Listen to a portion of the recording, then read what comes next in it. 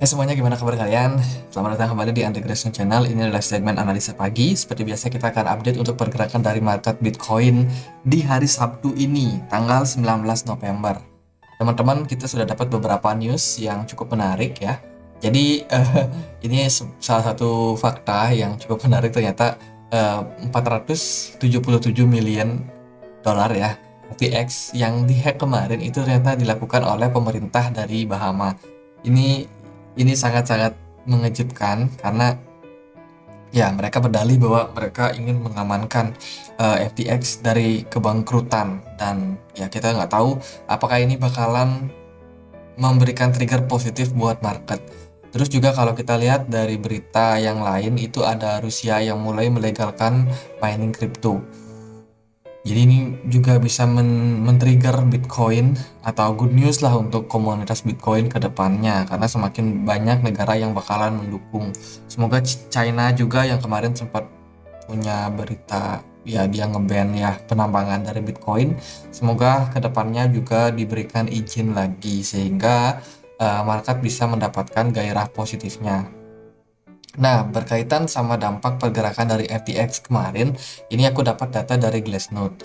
Teman-teman, ini merupakan data jumlah Bitcoin yang terdapat di wallet exchange. Teman-teman, kalau kalian lihat chart yang warna kuning, ini merupakan jumlah Bitcoin di exchange ya, di wallet exchange. Dan juga yang chart warna hitam ini adalah pergerakan dari Bitcoin. Ini datanya dari 2020 Januari sampai dengan 2022 di bulan September. Mungkin sekarang running to Oktober. Teman-teman, kalau kita lihat dari data ini, jumlah Bitcoin yang ada di wallet, entah itu hot wallet atau di cold wallet, itu ternyata mengalami tren penurunan. Nah, ini cenderung positif jika memang terjadi ketika bull run atau bullish. Karena kalau teman-teman perhatikan di bulan 2020 di Januari 2020 itu kan jumlah exchange balance di jumlah Bitcoin di exchange itu mengalami tren penurunan. Sementara harganya memang naik. Ini dikarenakan memang karena permintaan Bitcoin yang tinggi waktu itu, cuma supply-nya semakin berkurang karena orang lebih banyak simpan di yang namanya wallet, entah itu Ledger atau di hot wallet. Jadi ini merupakan tanda yang cukup bagus. Tapi kejadiannya untuk sekarang itu ya banyak orang yang menyimpan di cold wallet atau hot wallet juga, semakin menurunlah likuidasi dari Bitcoin. Tapi karena kita lagi berada dalam bearish, teman-teman, dalam tren bearish, ini bisa saja menjadi ya, sesuatu yang anomali lah. Kalau kita lihat dari permintaan Bitcoin yang sudah murah nih di level 16.000, itu ternyata nggak cukup mengangkat harganya. Justru likuidasi yang semakin sedikit ini membuat volume perdagangan Bitcoin juga sedikit.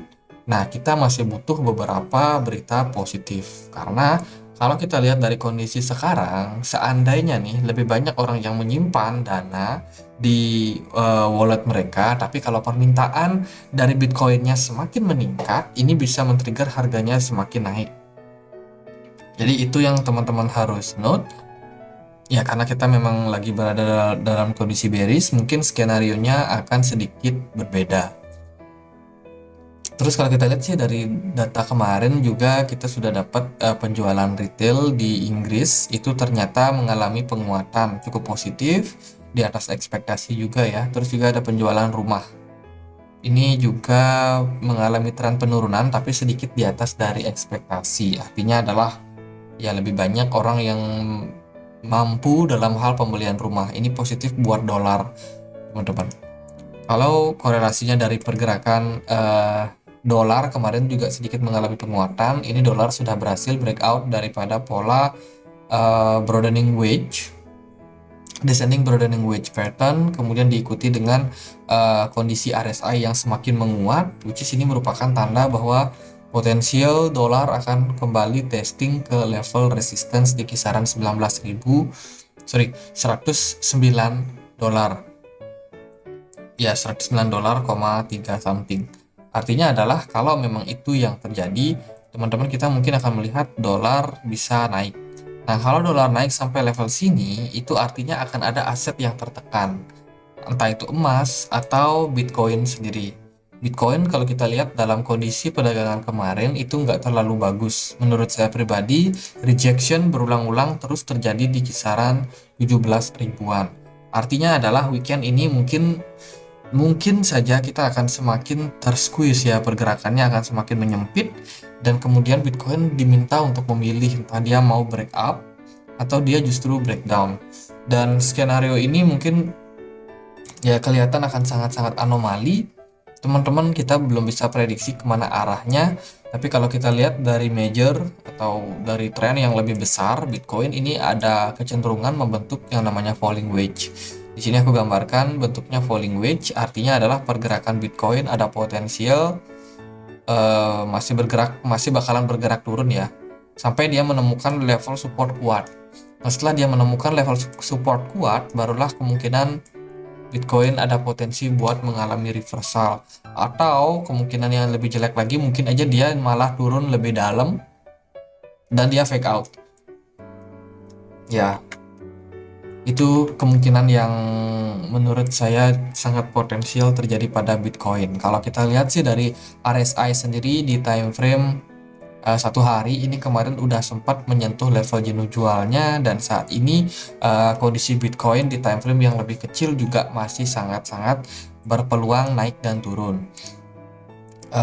Setelah Bitcoin membentuk polarizing wedge di sini, kemarin kita dapat rejection di level 21,5, kemudian drop teman-teman, dan saat ini banyak orang yang mengatakan wah ini berpotensi menjadi bearish penan. Ya mungkin benar saja ini adalah bearish penan, karena kalau kita lihat sih dari potensinya juga masih sangat berpotensi buat Bitcoin mengalami tren penurunan lanjutan. Nah, kemanakah Bitcoin akan bergerak? Nah, teman-teman harus berhati-hati, karena kalau salah ambil langkah ini bisa menjadi sebuah tanda yang ya kurang begitu bagus untuk trading plan teman-teman. Karena ada baiknya dalam kondisi seperti ini kita lebih wait and see.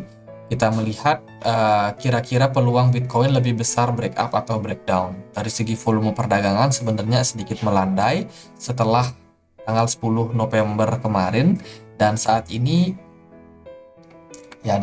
masih sangat anomali ya. Menurut saya pribadi ada baiknya kita lebih menahan diri, jangan terlalu agresif teman-teman, karena sebuah news itu bisa saja mempengaruhi pergerakan dari Bitcoin dengan impulsif, dengan sangat agresif. Oke, kita harus perhatikan level-level supportnya. Berarti teman-teman, level resistance saat ini untuk Bitcoin ada di kisaran 17.000 ya. Tepat di 17.000 merupakan level resistance untuk Bitcoin. Kalau teman-teman melihat Bitcoin nanti naik bahkan sampai ke kisaran 17.100, itu adalah alarm buat teman-teman untuk long, bisa dibilang seperti itu. Tapi ada baiknya kita tunggu closing dulu ya, closing candle. Jangan teman-teman baru dia naik langsung teman-teman long, jangan. Kita tunggu closing candle, kalau dia bisa bertahan di atas level tersebut, maka ya itu mungkin tanda yang cukup bagus. Tapi kalau dia reject, benar-benar reject di sini mengalami penurunan drop, turun sampai ke level 16.000, di bawah 16.000, maka itu adalah sinyal buat short. Lalu kemana targetnya? Kalau Bitcoin bisa naik, maka targetnya kita bisa ambil dari sini. Ini bisa kita pindahkan, maka targetnya kurang lebih bisa naik sampai ke kisaran 18,9 atau di 19 lah kira-kira. Jadi area 19 ini merupakan ya kemarin juga menjadi area konsolidasi di level tersebut. So itu potensial buat dicapai Bitcoin. Atau kalau yang mau cari aman aja, pasanglah targetnya di kisaran 18,5. Tapi kalau dia ternyata breakdown, maka ceritanya mungkin kita bisa tarik dari sini, dari penurunan di sini ya, kita tarik ke bawah, dan kita pindahkan di titik breakdownnya.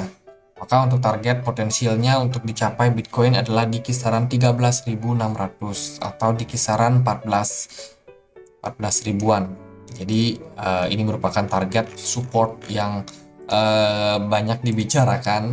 Kita juga sempat bicarakan target support tersebut mungkin saja berpotensi ya di sini di kisaran 13,9 atau di 14. Ini merupakan target support yang sangat kuat buat Bitcoin. So, Bitcoin pergi kemana? Nah, kita lihat aja ke depannya. Oke, mungkin pembahasan untuk kali ini sekian aja, nggak terlalu banyak. Ada beberapa koin-koin yang naik ya, seperti TKO tadi naik. Terus juga Chiliz cukup positif di perdagangan kemarin ini menjelang Piala Dunia. Mungkin teman-teman bisa lihat peluangnya karena dia lagi berada di resistance, mungkin aja dia breakout dan kembali melanjutkan tren penguatannya untuk Chiliz.